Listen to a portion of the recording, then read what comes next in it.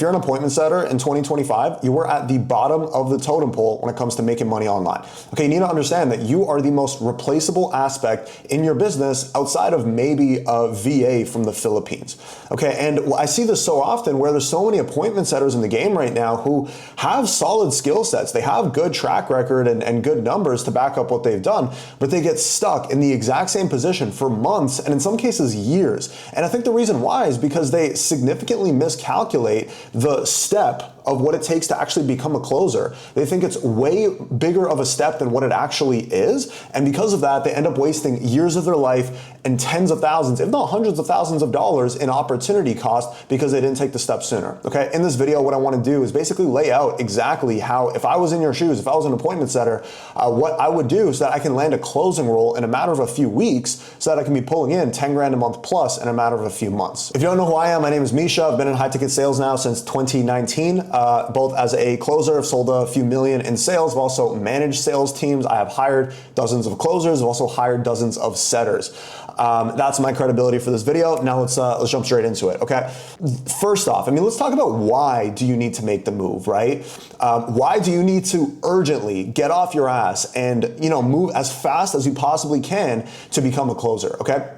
I think, first off, you need to understand that you are currently learning and practicing the most valuable skill set in the world, which is sales, right? You probably started appointment setting because, you wanted to be able to make money online, you wanted to have freedom, you wanted to have control over your income. But now you're realizing that, you have a job where you're basically just doing endless dials every single day and you don't really have control over your income, right? You're probably capped out at like 2 to 4K a month.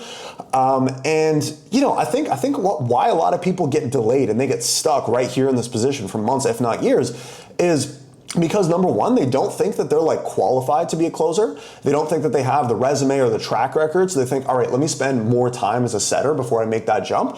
Or they just don't think that they're good enough. Okay. And I'm going to address those two things here in a second because I think both of those are bullshit, especially coming as someone. I have literally never been an appointment setter in my life. I started as a closer, and a majority of the closers that we have on our sales teams, over 50% actually, all of them started as closers as their first position in high ticket sales. Okay, so we're gonna talk about that here in a second. But I think it's important that you move with urgency, right? There were people who I started training from complete beginners 12 months ago who trained, they did a shit ton of role play, they landed their first job. Some of them started as appointment setters. They did that for maybe a few weeks max. They made the jump to closer. I have some guys who were complete beginners who were, working like regular bullshit dead end 9 to 5s 12 months ago who are now managing full-fledged sales teams. You know what I mean? So it's like, you need to understand that if you're someone who's, if you're in your head, all right, let me just get 6 months, let me get 12 months under my belt before I like really make that next step in my career. It's like, you need to understand you're wasting time and you're getting laughed by people who are less skilled than you, who are less hardworking than you, who are just willing to act faster than you. Okay, there is massive opportunity in the industry right now, and you need to be moving with extreme urgency and speed because, before you know it, another year is going to go by. There's going to be more and more people entering the space, and it's just going to get harder for you to solidify yourself and actually position yourself to be earning 6 figures and multiple 6 figures in this industry for years to come. What happens to a lot of people is they might get in the game, they might be closing for a few months, they're, selling on entry-level offers, they get stuck as an appointment setter, they don't make the jump, and then all of a sudden, like a year goes by, like you haven't really seen any results yet, and then you hear a lot of people go back into the 9 to 5, go back to, what they were trying to get away from initially, right? You do not want to be that person, and if you do not move with extreme urgency towards your goals, you're going to end up being that individual, okay? I just wanted to start out with that note. Let me tell you why the whole, I don't feel qualified, I don't have enough experience, closing jobs aren't going to hire me, why all of that is bullshit, okay? At the end of the day, right, the kinds of closing jobs that you want, right, with the great offers, great commission structure, great leads, great product, all of that, they, some of them, most of them are going to be looking for experience, or they'll communicate that in their job posting.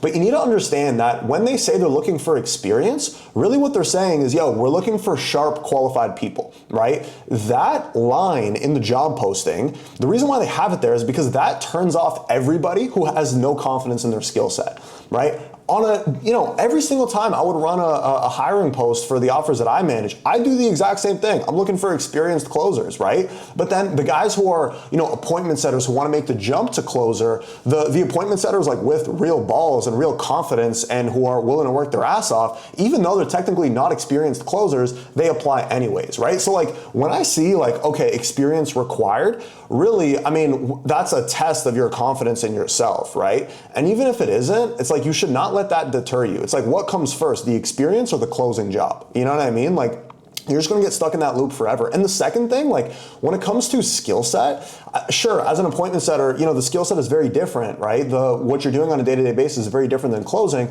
You're playing the numbers game, you're talking to a lot of people, you're booking people on calendars, right? Whereas a closer is more of a, skilled position, right? You're more of a sniper as opposed to like a fucking submachine gun or a shotgun as an appointment setter, right? Where it's more precision, it's more skill, you have less opportunities and you have to make sure that you close more, right? Now, with that said, I mean, you see all the, the YouTube stuff, you see all the Instagram reels, all these closers doing the live sales calls. I think that a lot of the live sales calls, it's made people think that you have to be way better than you actually need to be able to make 10, 20 grand a month, right? Like you do not need to do crazy, fancy, insane ninja fucking voodoo tricks to close a deal, right? And I'm gonna walk you through exactly what those skills are in this video, and I'm gonna show you how to implement them in a matter of a few weeks. This is very simple, okay? Understand that like really, yeah, move with some urgency, right? Ask yourself, like what are your goals in this space? Are you satisfied making a couple grand a month? Because you understand what else is possible. And you see other people making the kind of money that you wanna make, right? And you're just on the sidelines waiting for something to happen. You need to take control, okay? Enough of, the motivational like urgency stuff. I just see this happen a lot. I just see people who are appointment setters for 6, 12, 2 years, you know what I mean? And it blows my mind, how people get stuck there for so fucking long. And this is a kick in the ass to get moving on that, all right? Now, how do you actually go about it? How do you go from setter to closer in literally a matter of a few weeks? You can start making some real cash, all right? Let's talk about it. First off, we're gonna go over 3 things, all right? Number 1, we're gonna talk about the skill set that you need, like specifically what skills you need to learn and develop before you become a closer. That way you can actually perform. We're gonna talk about how to actually, well, 1, if you're already on an offer where you have upside to move up to a closer, we're gonna talk about exactly how to do that. Or 2, how to land a closing job which you're maybe unqualified for. I'm going to show you exactly how to go about doing that so you can land a closing job. Okay, let's get into it. All right, number 1, essential skill sets. 2 like main skills, like on phone skills or on Zoom skills that you need to be able to have, and then like a 3rd kind of like broader skill that you just generally need to have, okay? Number 1 is the ability to dig deep on pain, okay? And it's crazy because a lot of closers don't even know how to do this, and they just kind of follow a mechanical script. They go through the same process every time, and again, they're making more money than you and they're not better than you, all right? But anyways, you need to be able to dig deep on pain, right? If you're selling a make money offer, right? When your prospect says, hey, yeah, I'm just kind of working this job right now and been here for a little while. I just don't really feel like I'm reaching my full potential, and I've been looking into your online business that you guys do, and it seems really interesting, and I wanted to get into it, blah, blah, blah, right? You need to be able to go from I'm not, maximizing my full potential. You need to be able to go 2 to 3 levels deeper than that, right? Behind every single surface level pain point, there's like 2 to 3 levels of deep shit, deep pain that if your prospect vocalizes live on a call, that's gonna get them into a state of urgency rather than, external pressure. There's gonna be internal urgency for them to move and buy your shit at the end of the call, okay? Now, you need to be able to get to that, okay? How do you do that? Again, there's a bunch of crazy stuff that you can do in situation. There's a lot of like really cool, advanced stuff that you can do here.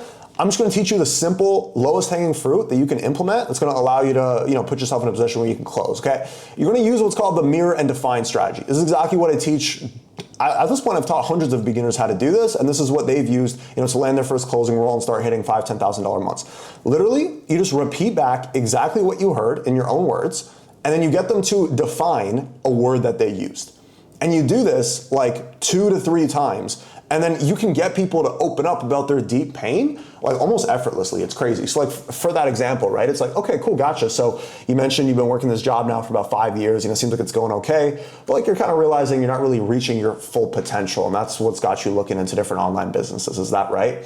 Right, mirror, okay. Okay, cool. And like when you say full potential, like, what exactly do you mean by that?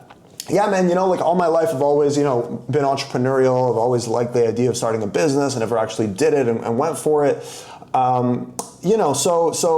Something about just the freedom of having a business, not having to clock in or answer my boss every single day. Like something about that really just gets me excited and I want to go for it. Okay, cool, gotcha. And like, I guess because you mentioned you're like in your early 20s, right? What about clocking in and like talking to a boss? Like what's so bad about that?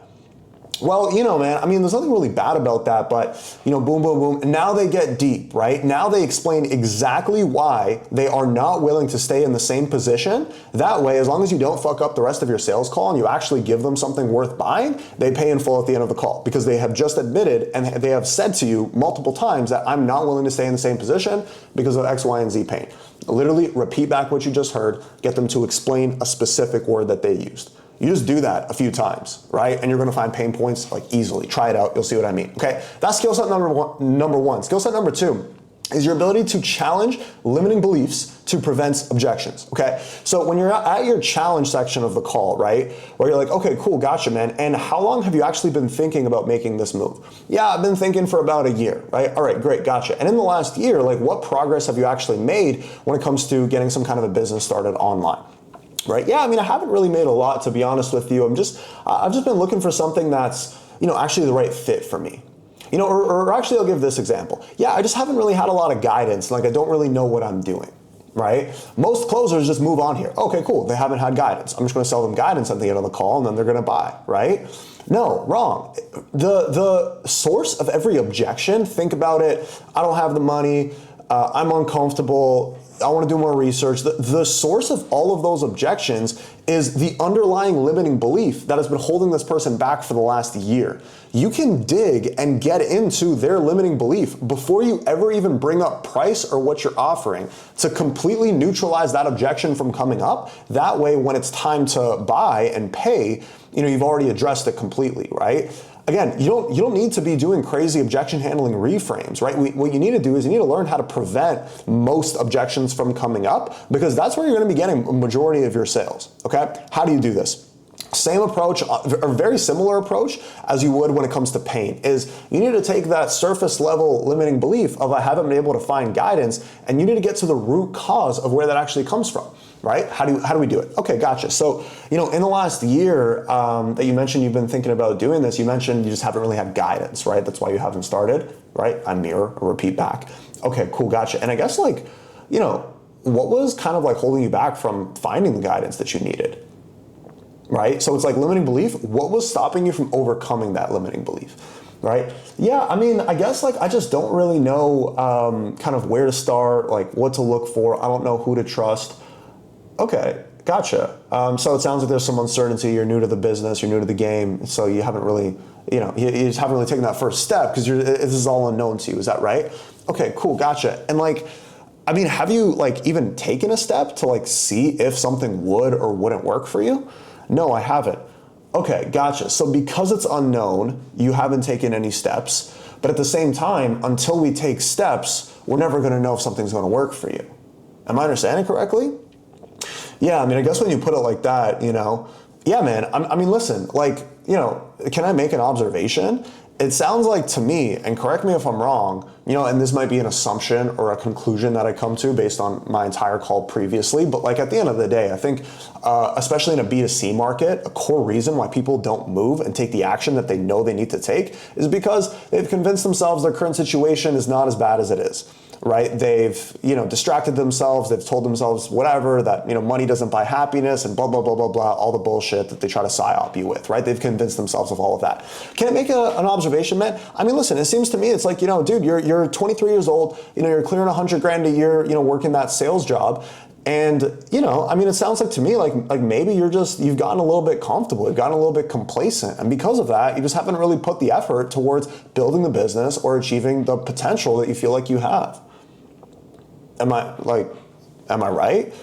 Yeah, I mean, I guess so. Yeah. Okay, gotcha. And I guess dude, I'd love to help you when it comes to guidance and everything, but bottom line, I mean, if we, continue with that, if you continue to stay comfortable and if you don't move with extreme urgency when it comes to getting out of your current position and getting you to where you want to go, you think we're ever going to get there?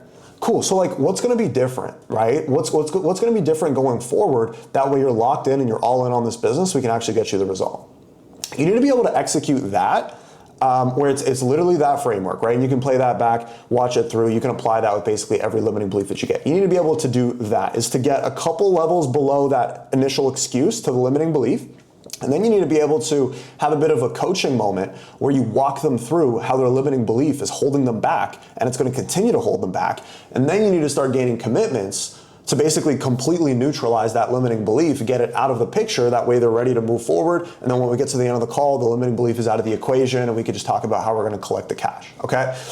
Skill number 3 is you need to be able to do what I just mentioned, right? Like the digging deep on pain, challenging your prospect. You need to be able to do this, like just being natural, you know what I mean? Being authentic.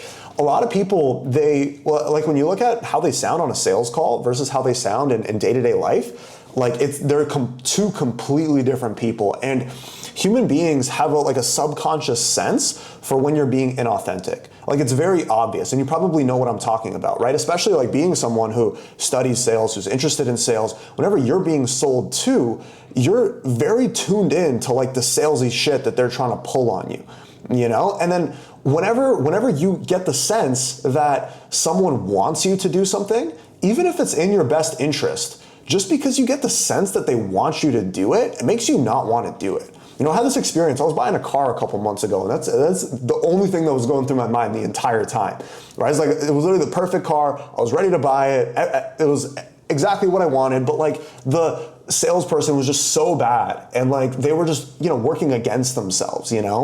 And the reason why is because it was just inauthentic, right? They were trying to do some shit. They were manipulating, right? They were coming from the wrong intention, right? They were trying to close the sale as opposed to I'm trying to help. And like I get that whole, help your prospects, forget about the sale, detach from the sale, just be of service. It's pretty overplayed. It's kind of corny, but you really do have to have a deep-rooted, pure intention to help every single person that you speak to, where it's like you're not thinking about the sale whatsoever. Your entire life's mission within your 30 minutes on your sales call is I'm gonna figure out where this person is, where he wants to go, and I'm gonna get this person where he wants to go. Like I'm gonna give this person a map to get there, right? Coming from the right intentions, right? That's something that you need to develop, and you can't do that if you feel weird going through like the strategies that I just explained when it comes to limiting beliefs and when it comes to pain points, right?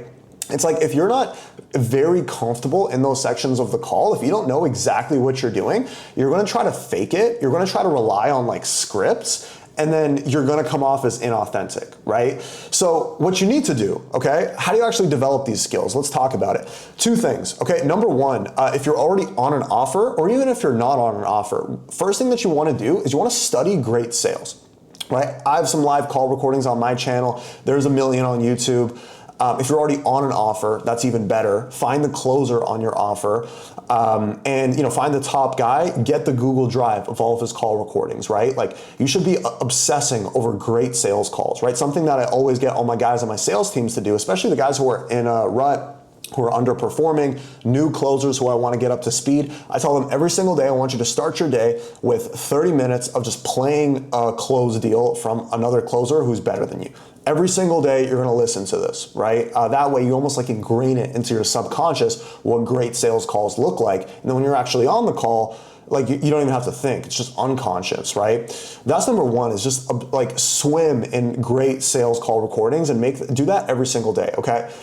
Number 2 is a lot of role play, right? So if you're a setter right now, right, find another like setter homie who's like you, who's pissed off that he's making a couple grand a month and wants to start making some serious money. Link up with him every single day, where you guys are practicing the things that I just outlined, and even some other things, right? Practice the closing the closing conversation, right? Like I take, like for example, the guys that I work with, right? Like I'll work with a lot of guys who have experience and a lot of guys who don't have a lot of experience. They'll do like I have 2 guys right now who have been training for less than 2 weeks, knowing nothing about high ticket sales previously, and within 2 weeks, one of them already had like 2 job offers, and they're progressing extremely fast, right? And nobody does this because everybody's too lazy to do role plays, right? If you're actually serious about making money in the game, like set aside 1 hour a day, 2 hours a day to like role play a closing call, right? And the reason why you do this is going to tie into the next step, okay, when it comes to actually landing a role, okay? Because it's part of it is obviously the skills, but second, it's going to allow you to land roles significantly easier when you're sharp with sections of the call like that, and I'm going to explain how here in a second, okay? Now, we talked about the skills, we talked about how to actually learn the skills. Let's talk about how you actually land a closing position, okay? Number one, we're going to talk about if you're already on a like a larger offer, something that's probably like at least 6 figures a month or more. There's a few closers, there's a few setters.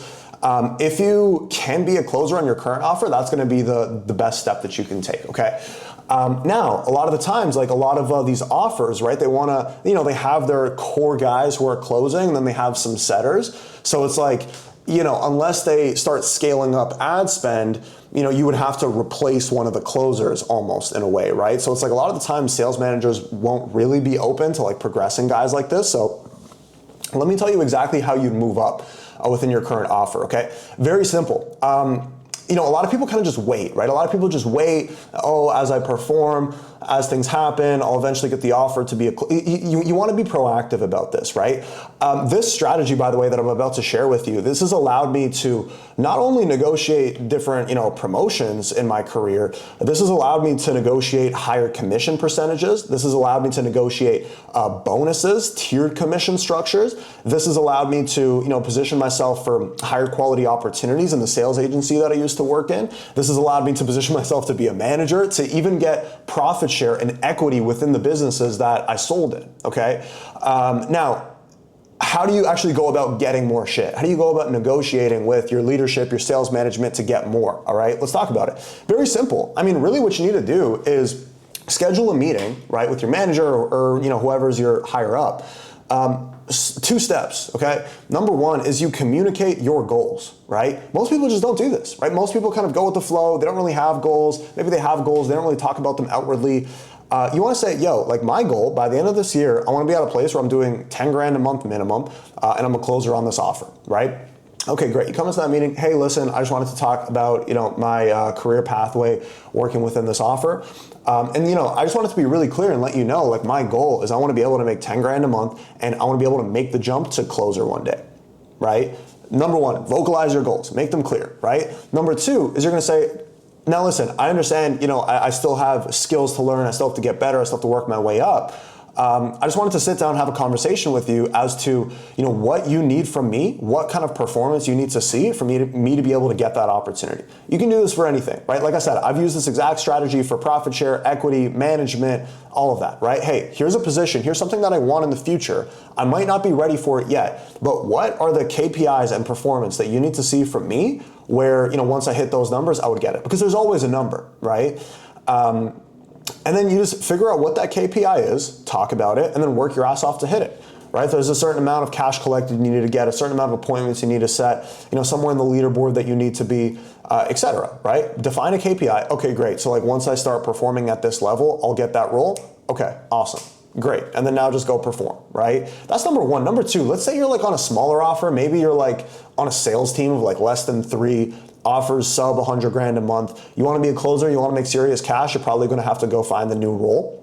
Now, how do you go about doing this? All right. Number one, just keeping it 100% with you guys. The best way to find quality high ticket sales jobs is going to be through paid high ticket sales communities and coaching programs. Okay. I'm saying this firsthand, not only because I have a community that does exactly this, but also as a manager, when I'm going about hiring closers, I have tried the Facebook groups. I have tried the job postings. Even like personal brand is like pretty good, story posts and all that, it's okay. The best closers to hire from are going to be from communities, right? I've hired most of the closers from my sales teams from my current community and then also other communities, right? So it's like, if you're not already in one with quality roles, you need to go find one, okay? And if you want to learn more about what my group looks like, there's a link down below.